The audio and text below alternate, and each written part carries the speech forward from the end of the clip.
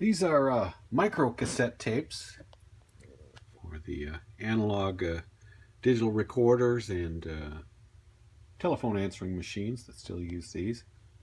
This was in a box lot. It was a 4-pack, and it was missing one of them. But these 3 sold for $18. This is another one of those wooden hat stretchers. You turn the handle, it expands the wooden shell.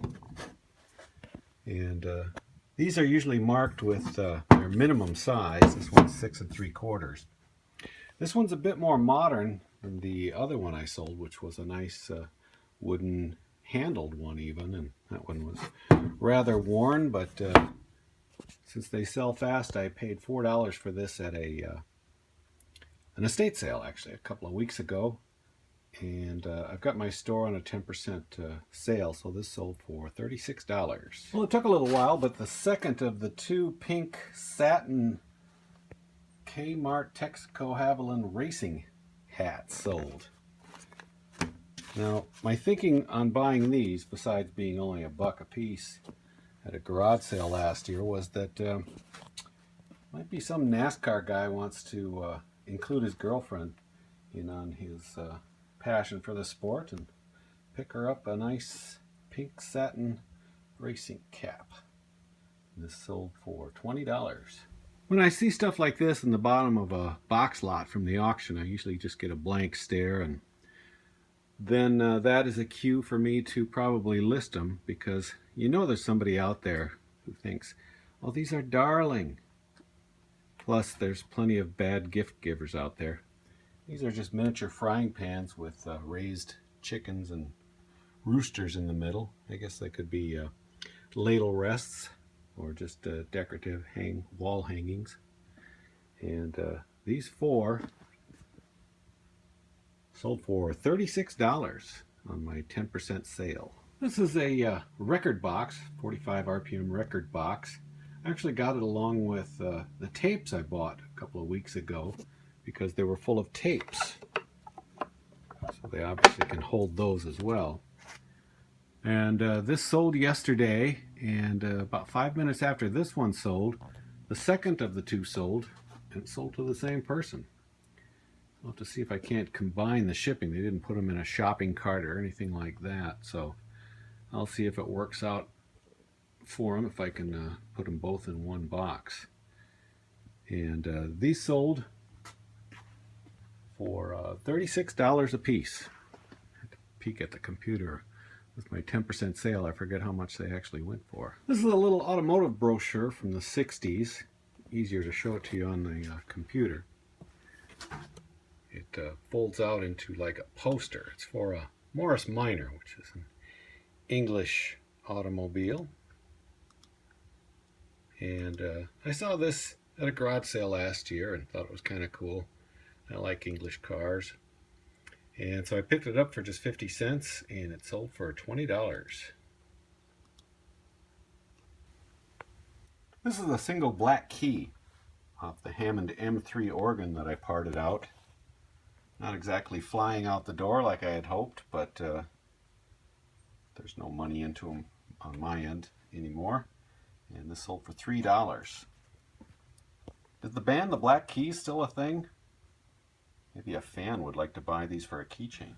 This is an original Garrard turntable 45 RPM adapter. And it's got the little mounting clip, probably for a console. Garrard often put turntables in console units by various makers. And this was just in a bunch of parts that I have. And it sold for $18 on sale. This is a vintage Newcomb classroom suitcase style record player. This one's pretty old. It's probably from the early 60s. And I found it at a garage sale. They just wanted $2 for it because they said it didn't work. Well, I'm always one for a cheap record player like this. Plus it has a tube amplifier in it.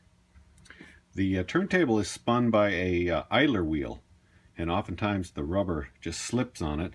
So you need to take some sandpaper to the rubber wheel, and that will soften it up and give it some grip.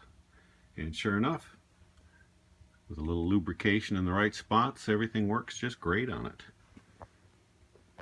I just listed it a few days ago, and it sold for $60. This is a leather-bound guest book.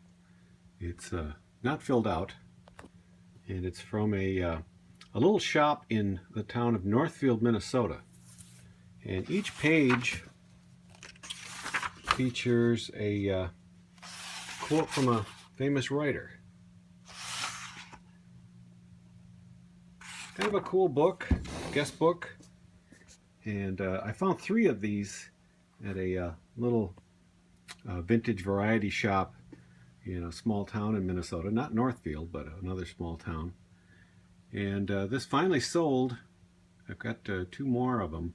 But this sold for $30. I think I bought 3 of these for less than $5.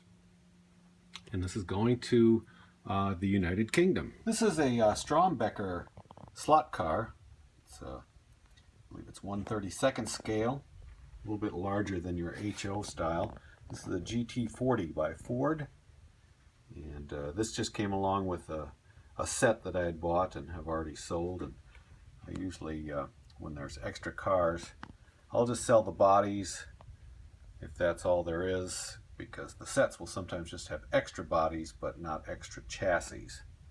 So this sold for $23. This vintage trucker hat depicts a 1969 Plymouth Roadrunner. Sweet Bird. Found this at a garage sale and it appears unworn. Really nice vintage condition.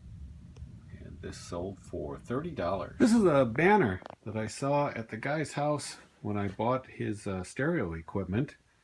And I just asked if I could have that too, and he said sure. And I put it up for sale for $50 because I haven't seen one for sale. And it's been up for about a month, and somebody just made me an offer of $20 for it. And I shot back $35, and it just sold. This is a vintage pair of RayBan glasses from the late 60s, early 70s. Sort of a tortoiseshell style frame. Kind of reminds me of Greg Brady's alter ego, Johnny Bravo. And these were just a $2 pickup at a garage sale. They didn't have a case, but I happened across a case a few weeks later and picked that up for $1.